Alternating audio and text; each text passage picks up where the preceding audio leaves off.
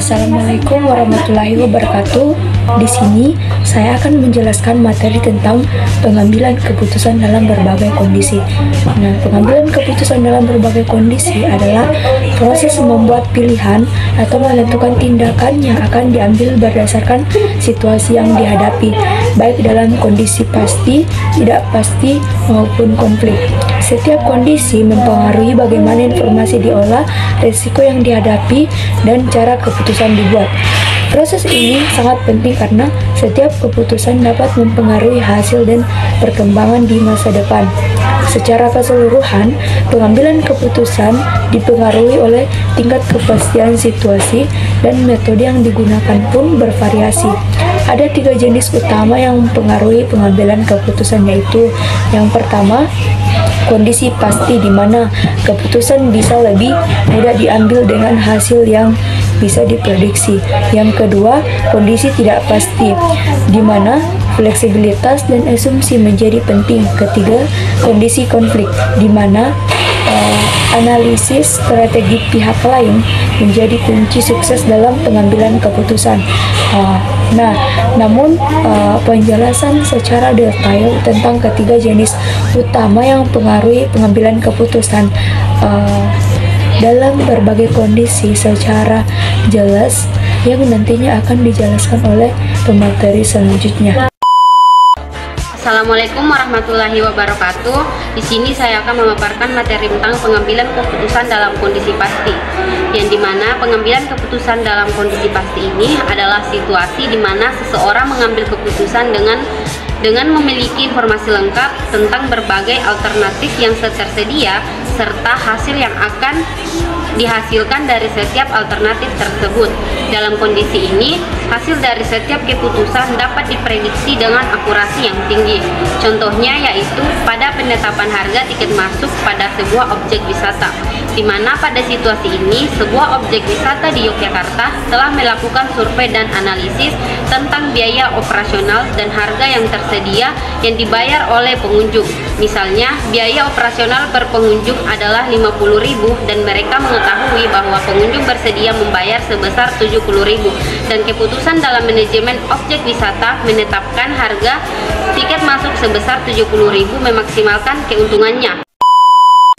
Materi itu pengambilan keputusan dalam kondisi tidak pasti, di mana pengambilan keputusan dalam kondisi tidak pasti ini adalah situasi di mana informasi yang dibutuhkan untuk membuat keputusan tidak tersedia secara lengkap. Nah, sehingga hasil dari keputusan tersebut tidak bisa diprediksi dengan pasti. Nah, dalam kondisi ini ada banyak variabel yang tidak diketahui dan pengambil keputusan harus menggunakan institusi, pengalaman atau data terbatas untuk membuat keputusan. Nah, contoh strategi pertanian di musim tanam. Nah, situasi petani di Jawa Tengah ini tidak dapat memprediksi dengan pasti secara dan hasil panen di musim tanam berikutnya. Nah, sehingga mereka harus memilih jenis tanaman yang akan ditanam. Tetapi faktor cuaca dapat berpengaruh besar. Nah, keputusan yang diambil petani tersebut, dia memutuskan untuk menanam beberapa jenis tanaman yang berbeda. Nah, untuk mengurangi risiko kerugian jika cuaca buruk terjadi pada satu jenis tanaman. Nah, mungkin itu saja dari saya.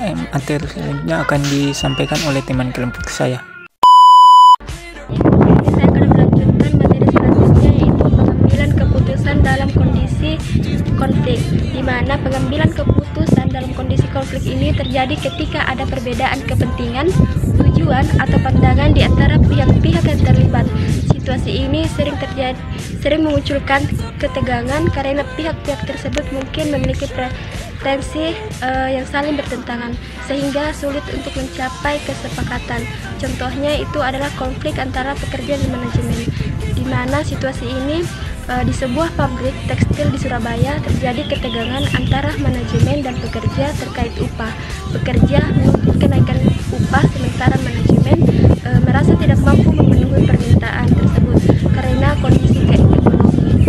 Dan apa yang dilakukan manajemen yaitu mengambil keputusan manajemen yaitu untuk mengadakan pertemuan dengan perwakilan pekerja untuk mendiskusikan situasi keuangan perusahaan dan mencari solusi yang dapat diterima seperti bonus atau tunjangan lain sebagai alternatif kenaikan gaji. Mungkin itu saja yang sempat saya sampaikan. Materi selanjutnya akan disampaikan oleh pemateri selanjutnya. Assalamualaikum warahmatullahi wabarakatuh.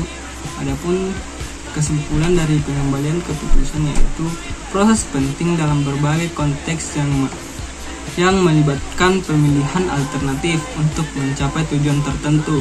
Melalui pemahaman tentang berbagai kondisi ini, individu dan organisasi di Indonesia dapat meningkatkan kualitas pengambilan keputusan mereka dengan menyesuaikan pendekatan dan strategi berdasarkan kondisi yang dihadapi.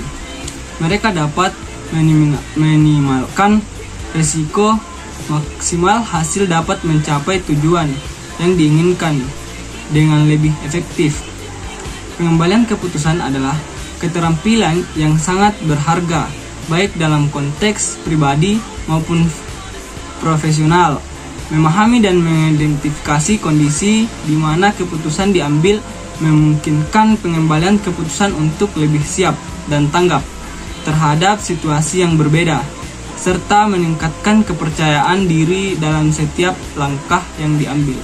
Mungkin sekian dari saya akhiri. Assalamualaikum warahmatullahi wabarakatuh.